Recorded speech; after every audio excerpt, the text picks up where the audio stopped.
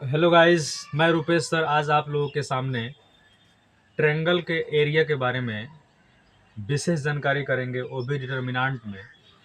और ऐसे ट्रायंगल का एरिया कोऑर्डिनेट ज्योमेट्री में भी पढ़ा जाता है, लेकिन डिटर्मिनेंट के मेथड से हम लोग एरिया निकालेंगे। जैसे यहाँ पर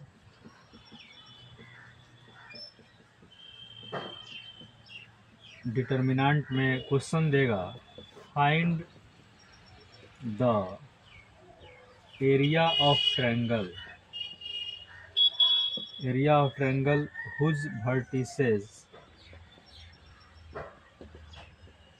हुज वर्टिसेस जैसे मान लेते हैं x1 y1, x2 y2 और x3 y3 दिया हुआ है।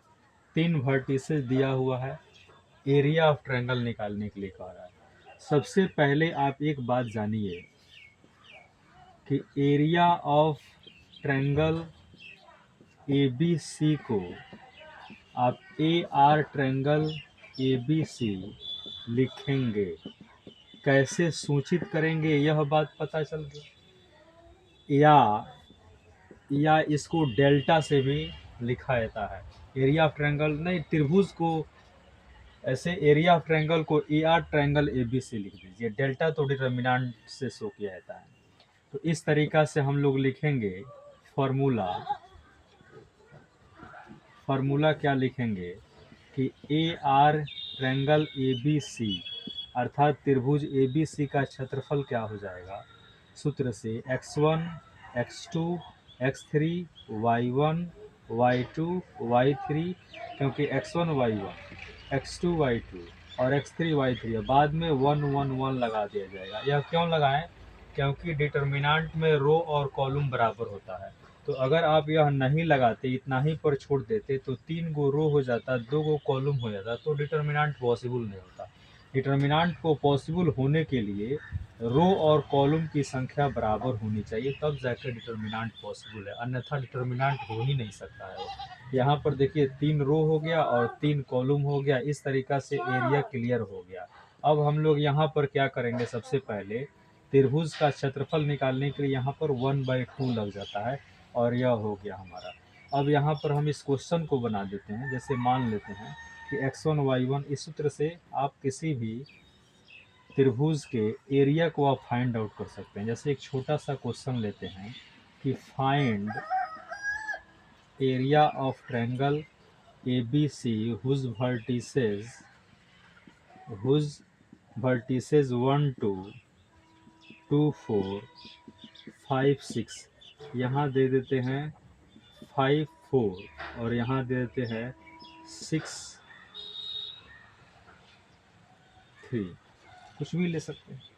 एरिया निकालना है तो सबसे पहले आप सॉल्यूशन में क्या कीजिए, पहले लेट कर लीजिए x1 y1 क्या दिया है विद्यार्थी 1 2, फिर अपने मन से x2 y2 क्या दिया हुआ है बताइए 5 4। अब यहाँ पर फिर x3 y3 क्या दिया हुआ है तो 6 3। ठीक है, 3 वर्टिसेस मालूम हो गया। अब यहाँ से आप क्या कीजिए, वही सूत्र लगा दीजिए according to formula A R triangle A B C is equal to x1 x2 x3 y1 y2 y3 1 1 1, यहाँ 1/2। ठीक है, सूत्र लग गया।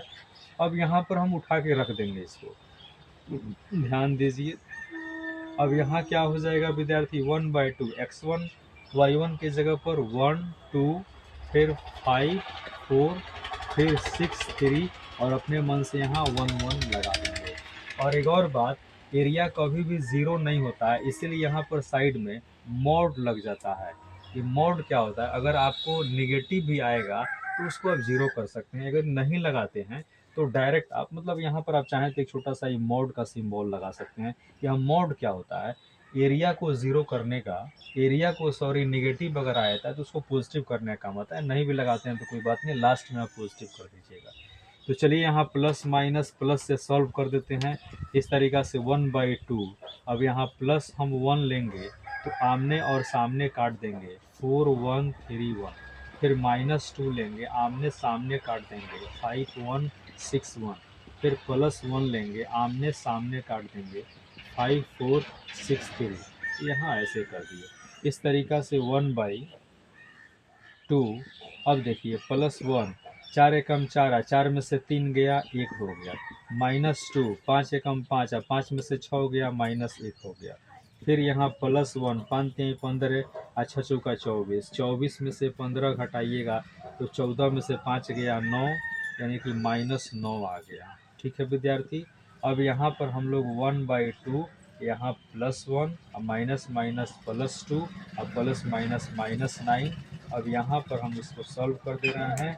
1/2 यानी कि 3 - 9, यानी कि 1/2 -6, यानी कि 2 तिहाई 6। एक बात आप देखिए, -3 आया ना, तो यहाँ पर जो आपका एरिया होगा वह -3 नहीं होगा, इसको मॉड में करके आप +3 स्क्वायर यूनिट लिखिएगा। क्या लिखिएगा विद्यार्थी?